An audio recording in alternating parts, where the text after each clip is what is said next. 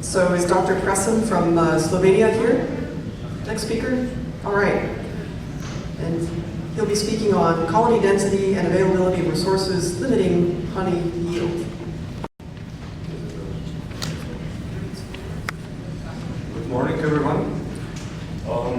There is a belief in my country that in the years of plenty, the colonies are not able to collect all the available flow. This might be a bit anecdotal, but what happens then, even if true, in the years of poverty or in the years of some average or moderation? So, in European countries, in many European countries, forest species and woodland species are the most important honey sources. This is no different in Slovenia. Out of 6 registered single-source species, there are 5 based from various tree species, like linden, like acacia, like chestnut, and the last one, the buckwheat, is probably the least important of them all. It's the only agricultural source. Now, just for background, few facts to Slovenian beekeeping. Slovenia is a very small country, about 20,000 square kilometers, 10,000 plus registered beekeepers and rising, 160,000 registered colonies in 2016, which gives us density about 8.6 colonies per square kilometer after we take out the Alps and the other regions where we do not keep the bees. Now also the mobile beekeeping is in increase, especially because our traditional hives are very suitable for stacking them on the small trailers and leading them around depending where the flow is. Now the honey yield is not so brilliant. Now in maximum reported honey yield was, I remember correctly, 2015 with 2,000 tons reported, which gives us roughly about 12.8 kilograms per hive or 1 kilogram per hectare. This is not so much, and if I remember correctly, in this year it was even less. It was a very bad season, about 600 tons reported altogether. Now, the questions here, the question that we present here is the honey yield actually limited with some resource availability? And does, more importantly, does the colony density have the impact on the honey production? And God forbid, doing it kind of for regulation to increase the honey yield, especially for the small number of professionals among our beekeepers who make their living from the beekeeping only. Now, the data required, this is really a neat consequence of being a country with very developed bureaucracy and good record keeping. Sometimes the records are kept just for the sake of keeping the records, but in this case, we are lucky. We needed the number of colonies at the apiaries and of course the apiary locations. This is easy. Within the Ministry of Agriculture, there is a veterinary administration with which each beekeeper needs to register his or her apiaries and report twice a year the number of the colonies at the apiary. Also all the movements, so if you want to take your trailer from point A to point B, you need to register it with the veterinary administration and also report the number of the colonies. So we have a complete recording where the colonies are for those who report. Then also the growing stock of selected wood species. This is, funnily enough, from the habit of foresters, is usually reported in cubic meters per hectare or square kilometers, means the size of the trunk. And this is also easy. The Slovenian Forestry Service keep an excellent records from the Second World War on till this point. And the third one is the mass gain of the colonies. Now this is obtained by Slovenian Beekeepers Association, who run this excellent network for prognostic and monitoring of the flows, with about 50 to 70 monitoring colonies strategically placed all around the country and based mostly on volunteer support, who take care of the observation colonies, who verify that the flow is actually there, who put the finger into the collected honey and do the simple sensory analysis. And this data, what is the best, is publicly available from the system, eBeekeeper, HMLI, which you just need to create your account and you have all the data you want to know. So if you are expecting you're preparing for acacia honey, you just look for the locations, the dense acacia growth, and when you see the scales going up, you connect your trailer and you're on your way. So more about this excellent system, our colleague Aleš Bozovičar from Association has a poster on 2016 down that way. So we have all the data basically we need. Maybe a word about resources. So on the left picture you can see there are different colors which represent a different density, different amount of growing stock for, in this case, black locust, which gives us acacia flow.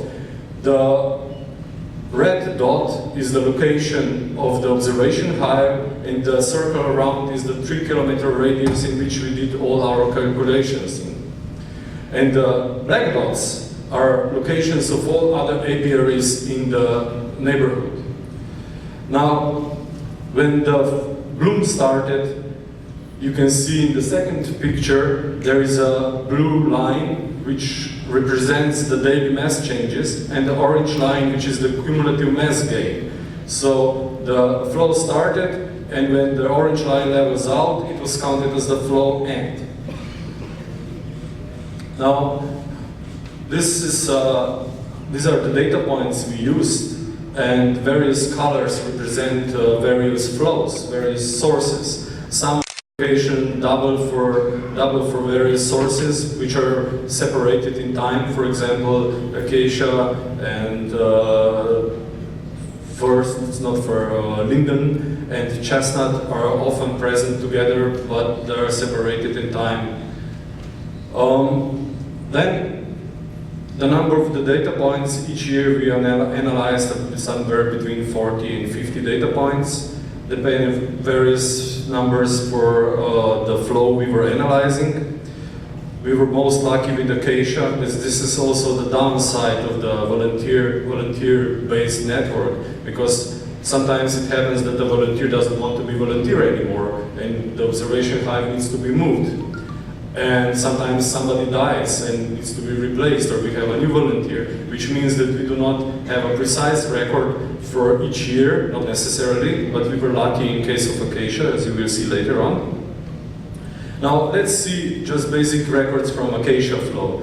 We have 6 years of the data from 2011 and 2016. 2011 was a very nice year, and 2014 was a very bad year.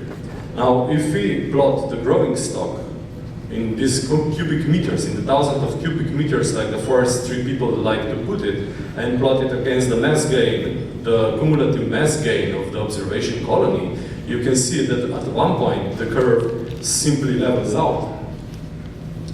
So regardless how you increase the availability of the growing stock, you cannot infinitely increase the gain anymore. Now we had also a bit of a trouble of getting into the number of colonies, because if we take just the number of the colony within this circle and plot the mass gain against it, we at the beginning didn't get anything, we couldn't explain it. But then we decided that it's better to take density, which means number of the colonies, over the available resource. So number of the colonies over the cubic meters of certain wood species. And now we get a very nice curve and an exponential decay, showing clearly that the higher the density, lesser the gain, and lower the density, higher the gain. Now, can we repeat this in another species? Yes, we can. Linden, for example, we had 3 good years and 3 bad years. We have again this leveling out exponential approach, which does not improve the gain with the increasing the number of the quantity of the resource. And again, we have this nice exponential decay. There is a big difference because acacia actually creates consistent vegetations, while the linden trees are usually more sparsely superseded in the vegetation. So there is a bit of a difference in the basic unit there. How about the nectar dew flow? So we take the spruce, And again, we have a bit of a data, there's some variation in it. And here, the relationship between the availability of the resources and the mass gain is not so clear anymore.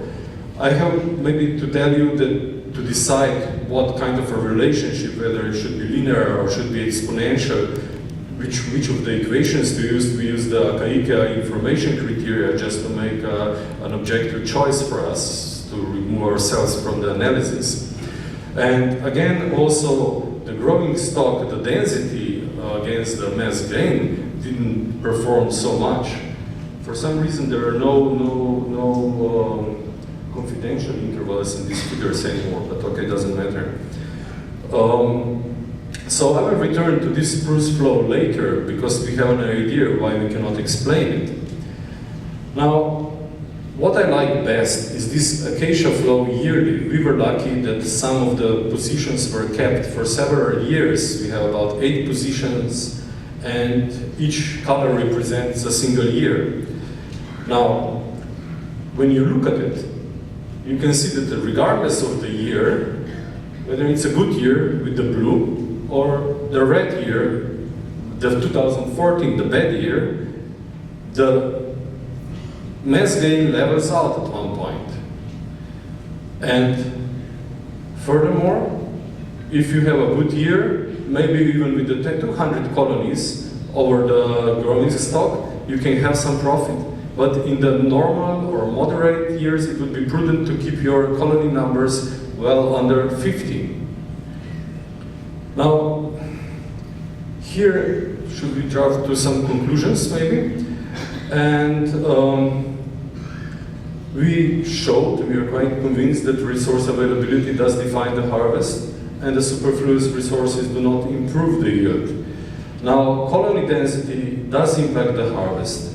And dew flow description is not so well done because I believe that we are lacking data about dew producers. It is, the prognostic service actually does make the records, but doesn't really diversify how many and does not keep the records over the year. In the past years we were asking them. So this is a bit of a pity, but we hope that we'll get to it in the next following years. Now maybe also, would it be possible to increase the honey production with higher colony numbers?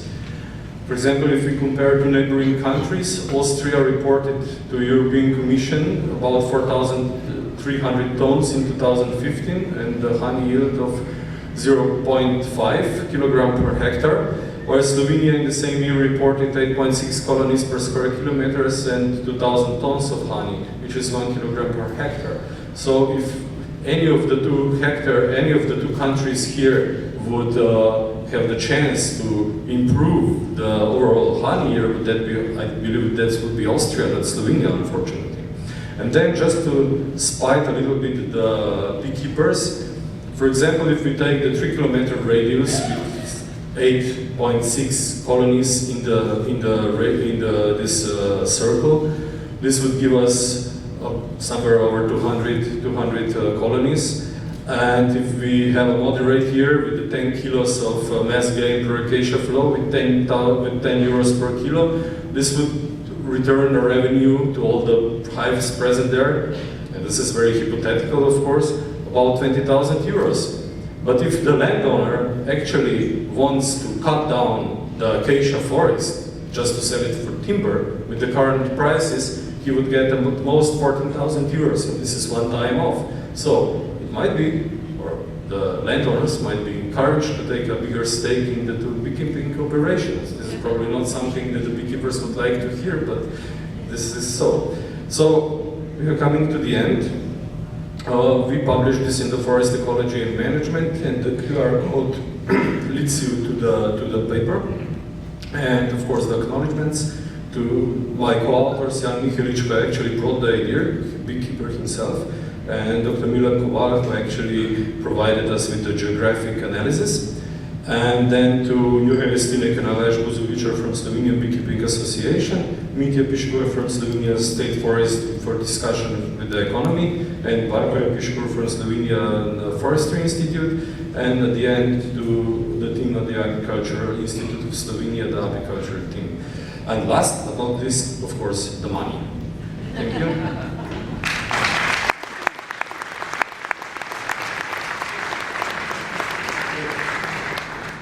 Right on time, and another great